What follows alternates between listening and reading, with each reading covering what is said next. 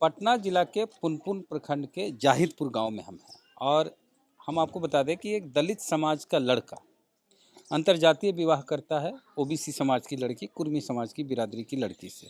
उसके बाद 2 साल होने को है शादी के, उससे पहले लड़के की हत्या कर दी जाती है। पूरा मामला हम जानेंगे, लड़की की माँ है, अगर आप बैठ जाएं तो हम बातचीत करना चाहेंगे आपसे। क्या नाम लड़का का था? राजा कुमार, राजा कुमार बोलते थे लेकिन ओम प्रकाश ने। आप लोग कौन समाज से आते हैं, कौन जाति से? रविदास। रविदास जी हुए। लड़की कौन जात की थी?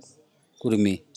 अच्छा, तो क्या हुआ आपको, कैसे कैसे आपका बेटा के साथ ये घटना घट गई? हम सब गए थे नैहर, सब तीनों परिवार। लड़की यहाँ नहीं रहती है, लड़की को बीएससी नर्सिंग करवाए हैं हम सब, तो छपरा रहती है, तो वही सुनी तो आई है। लड़की भी नहीं थी यहाँ? ना, लड़की भी यहाँ नहीं थी। छपरा में हॉस्टल में रह के पढ़ती है? हाँ, हॉस्टल में रह के पढ़ती है।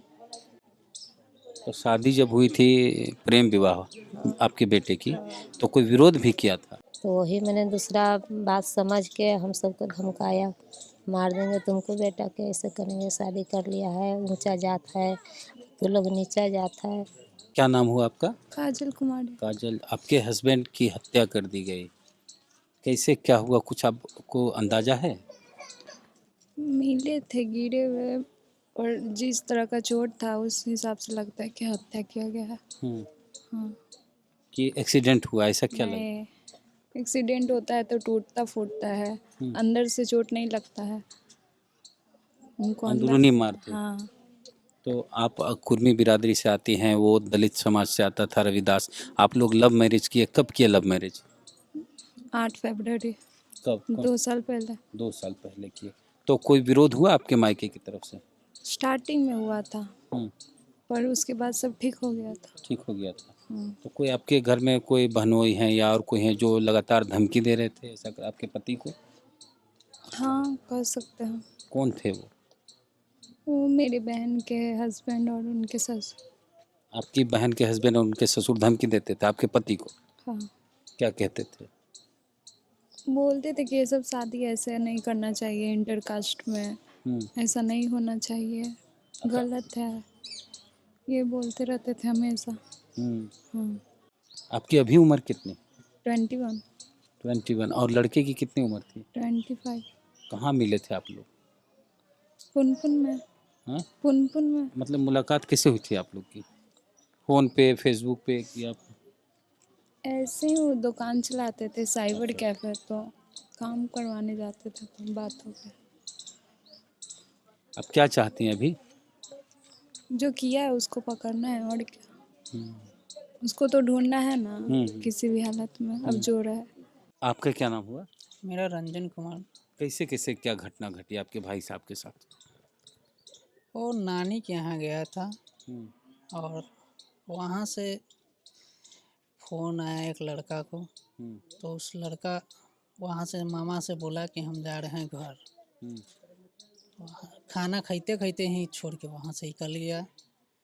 उसके बाद करीब करीब 15-20 मिनट के बाद जब फ़ोन किए तो फ़ोन नहीं लगा, मम्मी पापा फ़ोन किए तो नहीं लगा।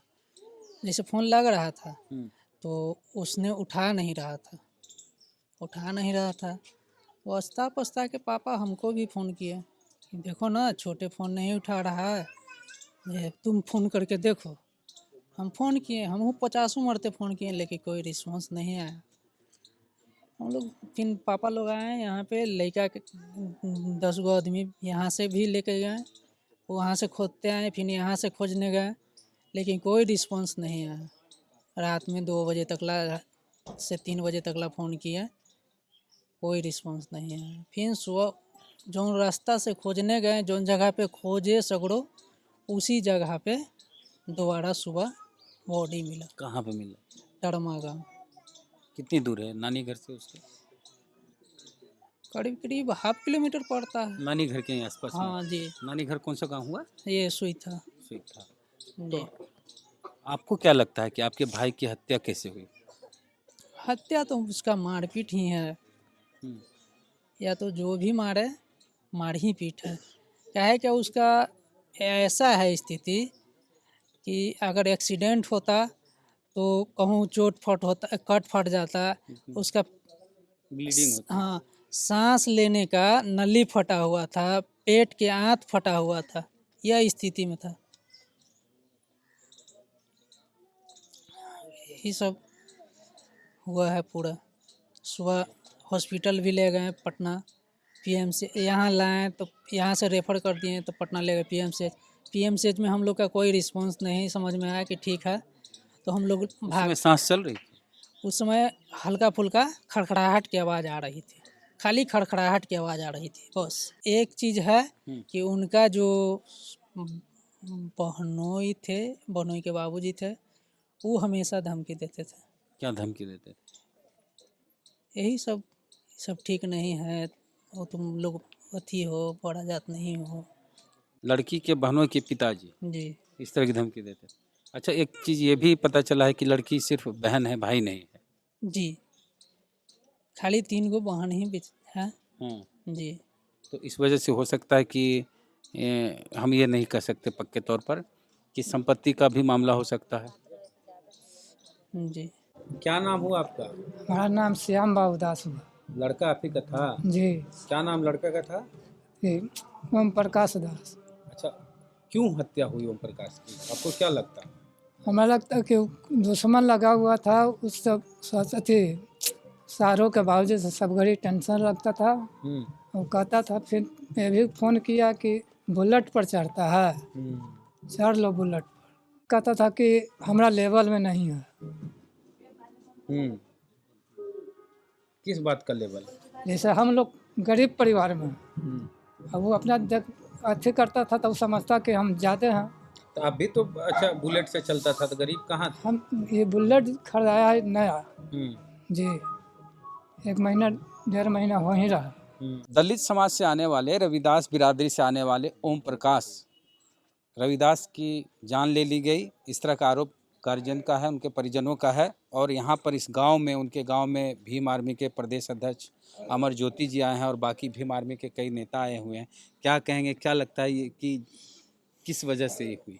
ये कोई एक्सीडेंट वगैरह नहीं है, ये प्री प्लान सुनियोजित तरीके से इस घटना को अंजाम दिया गया है और ओम प्रकाश की जान ले ली गई है। मैं अभी पटना पूर्वी जो एसपी हैं उनसे मेरी बात हुई है और उन्होंने कहा है कि मैं पोस्टमार्टम रिपोर्ट देख लेता हूं, मौत का कारण क्या है, उसके बाद मैं इस पर कार्रवाई तेज कर दूंगा। लेकिन मैंने उनको कह दिया है कि भीम आर्मी इस मामले पे चुप नहीं बैठेगी। अगर ओम प्रकाश के हत्यारे और इस मामले का पूरा खुलासा नहीं हुआ और हत्यारे पकड़ में नहीं आए तो हम लोग एसपी कार्यालय को, पटना जिला को घेरने को मजबूर होंगे।